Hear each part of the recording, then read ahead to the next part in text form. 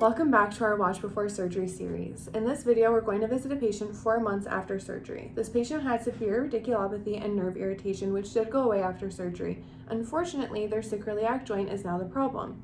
43% of the time, if you have back pain after your surgery, it's your SI joint. Listen to Dr. Abassi meet with the patient and lay out the next steps for treating this problem.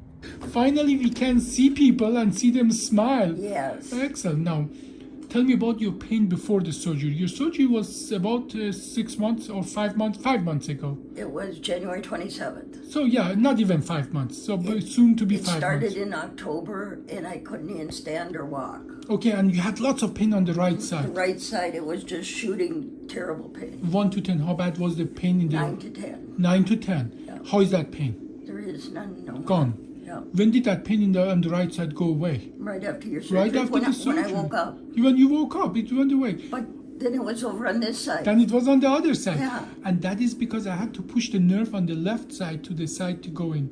That pain that you had on the left side, can you describe it?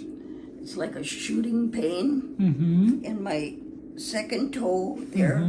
They're swelled up, the second and third, and they don't bend. I can bend them. So it was sharp pain, but it is now mostly numbness. Just mostly numbness. But I get that sharp pain every once in a while, like when I go to sleep. Yeah. Now, that sharp pain that you just described, does it go to your toes or does it go to your groin and inner thigh? It goes all the way down. All the way down. Okay. Now, as well, I touched your back where your sacroiliac joint is, and you almost jumped. And as well, you have some pain in the groin. Describe that to me. What is that? Well, it's just when I get that sharp zinger. But you have as well some pain, you told me, in the groin area? Where is it? Well, right here. Right there. You know, it's stiff. Yeah. It's not really a pain, but it's stiff. But this is a different pain you are telling me than the pain you had before the surgery. Yeah. So what I think is going on is that here, I'm just going to show here. And the knee seems weak.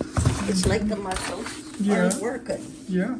Now, what we did in your case, we fixed these 3 discs. We know people that get spine surgery, about 43% of them develop problem with the sacroiliac joint. Okay. And you have pain in the groin and in the back, and that can as well irritate some of these nerves here. Okay. And this is what you have. Your bone is actually beautifully growing where we did the surgery.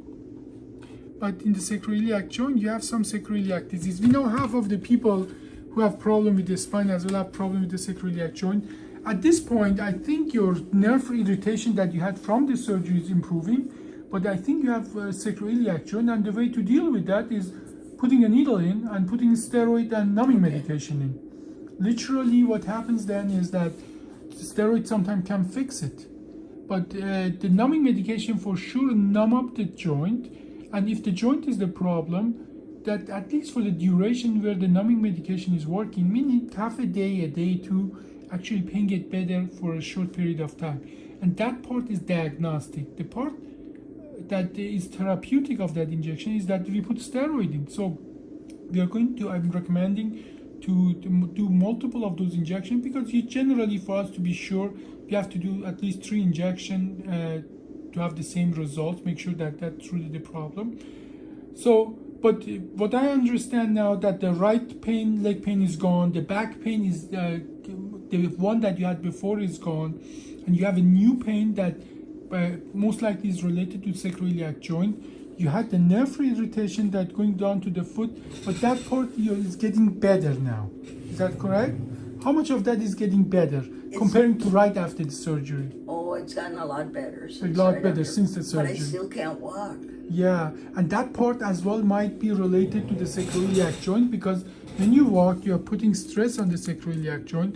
And we know from statistics that half of the people with the spine problem have sacroiliac problem as well. And that means that in the about 10-15 years ago, we used to call them failed back syndrome, meaning that we did the surgery didn't help. But now we know better. We know that the surgery really did its job. And as you say, previous pain is gone and this is a new pain. But now we know that this is not a failed back syndrome. This is a sacroiliac joint. These days we have good solution for that.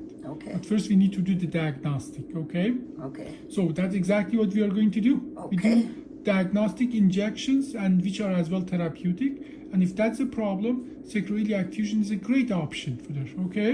And it's a half an hour procedure these days. Okay, well, do they got to do surgery again? If steroid cannot fix it, only if steroid cannot fix Does it. steroid sometimes fix it? Oh, absolutely. And in for half good? of the time, yes, in half of the time, steroid fix it for good. But in half of the time, we have to do more than just steroid injection, okay? Well, we hope that you are in that group that steroid will fix it, okay? Yes, I'm hoping I am. Okay. I heal fast. I'm a good healer. Good, excellent.